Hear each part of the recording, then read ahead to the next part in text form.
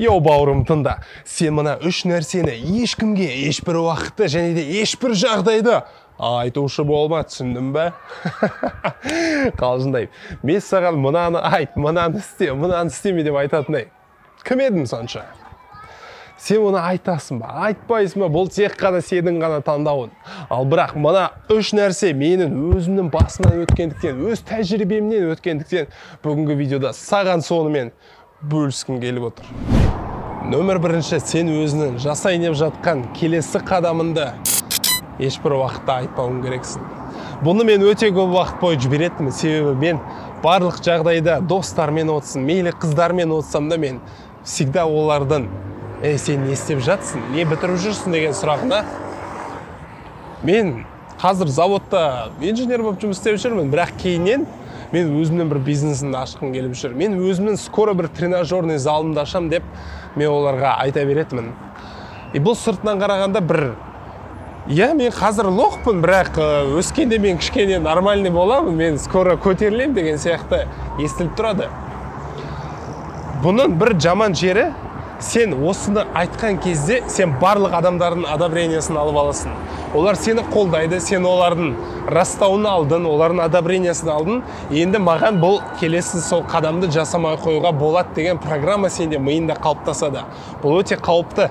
Келесі жолы сен достармен қайтадан бір жиналып, бір ай өткеннен кейін олар сенен сұрайды, сен бизнесің қалай болып жатыр?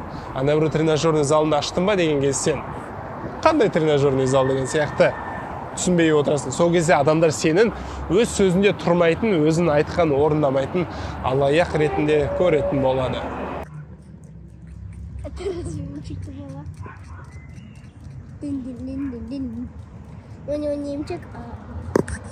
Нөмір екінші, ол өзгелердің құпиясымен бөліспе.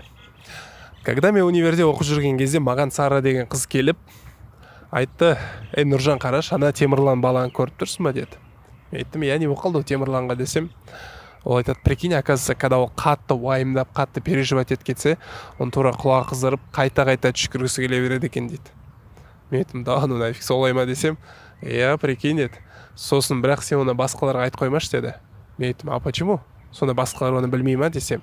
Ол айтқан ғой, что басқаларға айтпай қойш деді, мен тек қана саған айтып жатырмын деп. Ол қыз маған айтты. И мен такой, ну жарайды дедім. Бірақ өз ішімнен ойладым. Сонда ол қыз Темірланның секретін маған айтып жатыр ғой. Егер де мен өз секретін ол қызға айтатын болсам, онда ол то же самое басқа адамдарға да айтып береді ғой мен секретімді.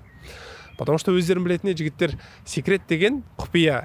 Ол тек қана екі адамның ортасында ғана болады.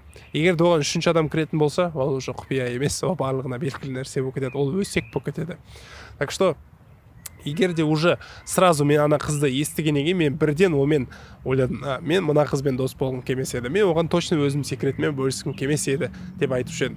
Так что сендерден де талап ететінім сол, басқалардың секретін ешкімге айтпаңдар. Ол секрет сендерге айтылды ма? Сендер сол секретті қабылдау керексіңдер, сол секретпен бірге өлу керексіңдер. Сол. Жігіттер, егер де сендер мені далада кім сүр жүр деп таң қалсаңдар, мен сендерге өзі операторымды көрсетейін. Міне. Мына бір Олжас деген красавчик бала ғой, мен туған братишкам. Нөмір үшінші, бұл мақтану. Я помню, когда антикафеде біз дос балалармен, қыз балалармен бәріміз жиналып бір отырған кезде енді разные темаларға әңгіме соқтық. Любой, мысалға, оқудан бастайтын болсақ, ар жақтағы Марат пен Санжар отырып, бұның бәрі фигня, достар. Сендер вообще медицинский образование алу қаншалық қиын екенін білесіңдер бе? Сендер 8 жыл бойы оқисыңдар, и то не факт, что сендер врач болып шығасыңдар деп айта берді. А потом әңгімеміз жұмыс жайында жүрсе, олар деген, Санчес, помнишь, бір бала велосипедтен құлап аяғын сындырып бізге келіп еді ғой? Да, помню, брат, сол кезде ешқандай бізден басқа врач болмай қалды ғой, оны оперировать етіп жіберетін деп айта кетті. И қарап тұрсың, сол кезде әңгіменің барлығы айналып кеп, сол екеуінің врач екендіктерін қайта олар көрсете берді ғой бізге. Даже бір қыз ана жақта айтты ғой, жарайды, балалар, біз басқа тема айтайық десек, екеулерін қайта екеулерінің врач екендіктерін айналып кеп сол темаға келе бердік қой деген сияқты айтты. Олар өте көп тым артығымен мақтанып кетті, былайша айтқанда. И сендерге айтқым келіп тұрғаны, тым қатты мақтанатын болсаңдар, адамдарға сендер кішкене тартымсыз болып көріне бастайсыңдар, тартымсыз, сүйкімсіз болып көріне бастайсыңдар.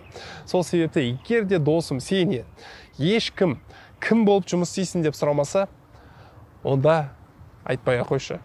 А егер сенен сұрап жатса, базар жоқ, айтып бер, я мен мына болып жұмыс істеймін, врач болып жұмыс істеймін деп қайтадан айта берсең болады.